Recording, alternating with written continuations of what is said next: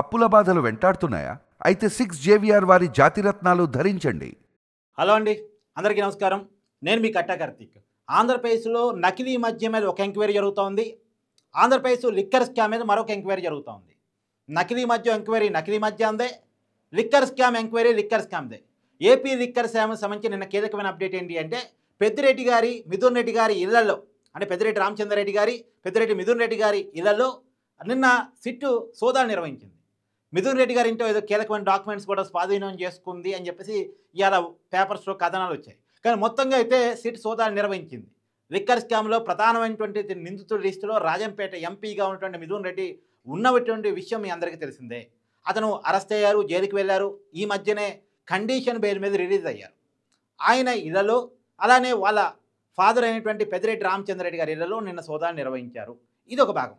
ఇది మాత్రమే కాదు, చెవిరెడ్డి భాస్కర్ రెడ్డి గారు, వాళ్ళ కుమారుడు, వీళ్ళ సంబంధించినటువంటి ఇళ్లలో కూడా సోదాలు నిర్వహించారు. ఇంకో పక్క నకిలీ మద్యం మీద కూడా ఎంక్వైరీ చాలా స్పీడ్గా జరుగుతూ ఉంది. జోగి రమేష్ పేరు ఇప్పటికే బయటకు వచ్చింది, మీ అందరికీ తెలుసు. దీంట్లో అంటే నకిలీ మద్యం కేసులో A1గా ఇప్పటికే పోలీసులు అదుపులో ఉన్నటువంటి జనార్దన్ రావుకు సంబంధించిన ఒక వీడియో సోషల్ మీడియాలో వైరల్గా మారింది. జోగి రమేష్ చెప్తేనే నేను చేశాను, వైసీపీ అధికారంలో ఉన్నప్పటి నుంచి కూడా నకిలీ మద్యం తయారు చేసేవాళ్ళం, కానీ కూటమి అధికారంలోకి వచ్చిన తర్వాత దాన్ని ఆఫ్ చేశాం. కానీ గత ఏప్రిల్లో జోగి రమేష్ ఫోన్ చేసి మళ్ళా స్టార్ట్ చేయమని చెప్పడం వల్ల, ఒకవేళ పోలీసులు పట్టుకుంటే అది కూటమి ప్రభుత్వం మీదకి నెట్టేద్దాం, అవసరమైతే మనమే పట్టించి కూటమి ప్రభుత్వం మీద నిందలు వేద్దాం, నువ్వు ఆఫ్రికాలో ఉంది కానీ నీకు సంబంధించిన బెయిల్ వ్యవహారాలు మేము చూసుకుంటాం, నిన్ను ఆర్థికంగా నీ కష్టాలన్నీ తీరుస్తామని జోగి రమేష్ చెప్పడం వల్ల ఈ పనిలోకి దిగాను మళ్ళా తిరిగి అని చెప్పేసి. అందులోనూ ఫస్ట్ ఇబ్రహీంపట్నంలో స్టార్ట్ చేద్దాం అనుకున్నాం, కానీ జోగి రమేష్ చెప్పడం ఫలితంగా తంబలపల్లి ములకల చెరువు దగ్గర స్టార్ట్ చేశాం అనేటువంటి విషయం చెప్పిన తర్వాత దాన్ని జోగి రమేష్ అయితే తీవ్రంగా ఖండించారు. ఆ రోజుకి నాకేం సంబంధం, నేను ఎక్కడ ప్రమాణం చేయమంటే అక్కడ ప్రమాణం చేస్తాను అని ఆయన చెప్పారు. దాన్ని సాక్షి పేపరు, వైసీపీ పార్టీ, వాళ్ళ సోషల్ మీడియా ఇదో కట్టు కథ అని చెప్పే ప్రయత్నం చేసింది. కానీ నిన్న ఈ జనార్దన్ రావు మొబైల్ని స్వాధీనం చేసుకుని ఏదో చాటింగ్ లిస్ట్ చూశారట. జోగి రమేష్, జనార్దన్ రావు ఏం చాటింగ్ చేసుకున్నారు, ఎలా ఫేస్ టైం కాల్స్ మాట్లాడుకున్నారు, వీళ్ళిద్దరి మధ్య జరిగిన సంభాషణ ఏంటి, వీళ్ళిద్దరికి మధ్య ఉన్నటువంటి సంబంధాలు ఏంటి, ఇవన్నీ కూడా ఎంక్వైరీ చేశారు. వీళ్ళిద్దరూ ఒకే వీధిలో ఉండేవాళ్ళని చెప్పేసి, ఎన్టీఆర్ వీధట, అక్కడ ఎదురెదురుగా ఉండేవాళ్ళని చెప్పేసి, ఎప్పటి నుంచో పరిచయం ఉందని చెప్పేసి, తర్వాత జనార్దన్ రావు కిరాణా వ్యాపారం చేసేవారు, జోగి రమేష్ ఏమో సారా వ్యాపారం, తర్వాత కళ్ళు వ్యాపారం, ఇలా ఏదో వ్యాపారం చేసేవాళ్ళు. తర్వాత కాలంలో ఆయన ఎమ్మెల్యేగా, మంత్రిగా అయిన తర్వాత ఆ వ్యాపారాలన్నీ చూసుకోమని జనార్దన్ రావుని ఎంకరేజ్ చేశారు. జనార్దన్ రావును ముందు పెట్టి వ్యాపారాన్ని నడిపించారు. నకిలీ మద్యం సిండికేట్లో జోగి రమేష్ చాలా కీలక పాత్ర అనేటువంటి విషయాలని ప్రత్యేకించి ఈ జనార్దన్ రావు, జోగి రమేష్ మధ్య జరిగిన చాటింగ్ని, ఎప్పుడైతే జనార్దన్ రావు ఆఫ్రికా పోయాడు, ఆఫ్రికా వెళ్ళకంటే ముందు వీళ్ళిద్దరి మధ్య ఏం చాటింగ్ జరిగింది వాట్సాప్లో, తర్వాత వీళ్ళిద్దరి మధ్య ఫేస్ టైం కాల్స్ ఎలా జరిగాయి, ఈ విషయాలన్నీ కూడా కొంత పట్టుకున్నారు పోలీసులు, కొంత ఆధారాలు సేకరించారు అనేటువంటి విషయాన్ని కూడా ఇవాళ పేపర్లో మనం చూసాం. అంటే దీన్ని బట్టి అర్థమయ్యేది ఏంటంటే, అక్కడ పెద్దిరెడ్డి గారి బుక్కు, ఇక్కడ జోగి రమేష్ బుక్కు. కానీ నేను చెప్పేది ఈ నకిలీ మద్యం, ఆ ఏపీ లిక్కరు అంతా ఒకటే కేసు.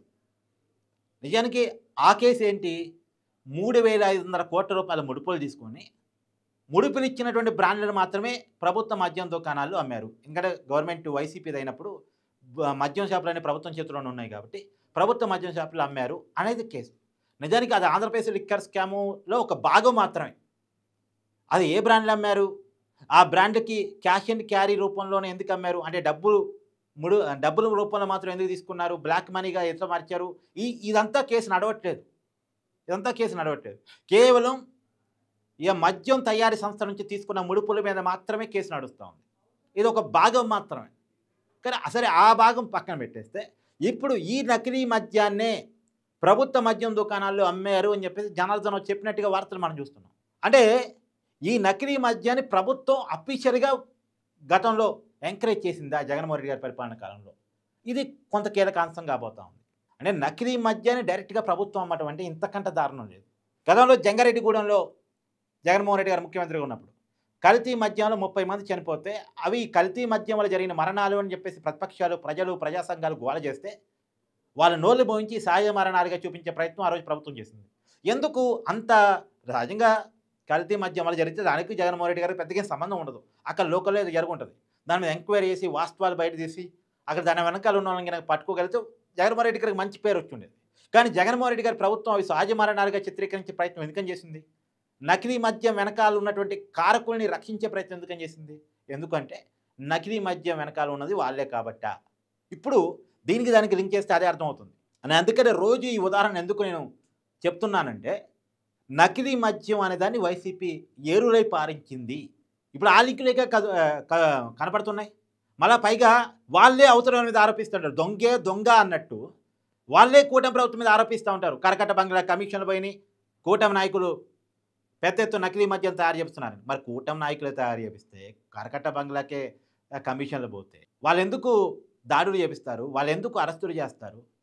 వాళ్ళు ఎందుకు ఈ నకిలీ మద్యాన్ని పట్టుకుంటారు? అఫీషియల్గా అమ్మిస్తారు కదా, ఇంకా బెడ్ షాపుల ద్వారా అమ్మిస్తారు కదా వైసీపీ చెప్తున్నట్టు. ఎందుకు పట్టుకుంటారు? ఎందుకు అరెస్టులు చేస్తారు? ఎందుకు ఎంక్వైరీ చేస్తారు? ఎందుకు సిట్ చేస్తారు? మరి ఒకవేళ ఇప్పుడు జరుగుతున్న ఎంక్వైరీలో జోగి రమేష్ పేరు బయటకు వచ్చింది. చాటింగ్ ఎలా బయటకు వస్తుంది? వీడియో కాల్స్, ఆడియో కాల్స్ ఏదో ఉన్నాయంటే, చాలా ఉన్నాయంట. అంటే వాళ్ళకి బురదంటింది, ఆ బురదని అవతలకి అంటి చేయాలనేటువంటి ప్రయత్నంలో వైసీపీ ఉంది. కానీ వైసీపీ పార్టీ ఈ నకిలీ మద్యం విషయంలో కొంత క్లియర్ కట్గానే దొరికిపోయినట్టు మనకు కనపడతా ఉంది. అంటే ఈ లింకు కేవలం జోగి రమేష్తో అయిపోతుందా? జోగి రమేష్ అధినేత అయినటువంటి జగన్మోహన్ రెడ్డి గారికి తగులుతుందా అని చూడాలి. ఎందుకంటే ఆ వీడియోలో అయితే చాలా క్లియర్గా జనార్దన్ రావు చెప్తున్నాడు. అధిష్టానం ఆదేశాల మేరకే నేను చెప్తున్నానని జోగి రమేష్ ఈయనకి చెప్పాడట. మరి అధిష్టానం అంటే ఎవరు? జోగి రమేష్కి అధిష్టానం జగన్మోహన్ రెడ్డి గారేగా. మరి సజ్జరామకృష్ణారెడ్డి గారు ఏమైనా అధిష్టానమా? తెలియదు. కానీ ఏది ఏమైనా ఒకవైపు ఏపీ లిక్కర్ కుంభకోణం, ఇంకోవైపు నకిలీ మద్యం కుంభకోణం వైసీపీని ఇబ్బంది పెడతా ఉంది. కానీ ఇది వైసీపీ అధినాయకుడి దగ్గరికి ఈ 2 కేసులు పోగలుగుతాయా, లేదు కింది స్థాయి నాయకుల దగ్గరే ఆగిపోతాయి అనేది మాత్రం క్వశ్చన్ మార్క్ ఉంది. ఎందుకంటే ఈ అన్నిట్లో కూడా టెక్నికల్ ఎవిడెన్స్ సంపాదిస్తున్నారు. టెక్నికల్ ఎవిడెన్స్ ఎంతవరకు సరిపోతాయని చూడాలి. ఎందుకంటే గతంలో జరిగినటువంటి కుంభకోణాలు ఇవి. ఆ టెక్నికల్ ఎవిడెన్స్లు కోర్టు ఎంతవరకు పరిగణలోకి తీసుకుంటాయి?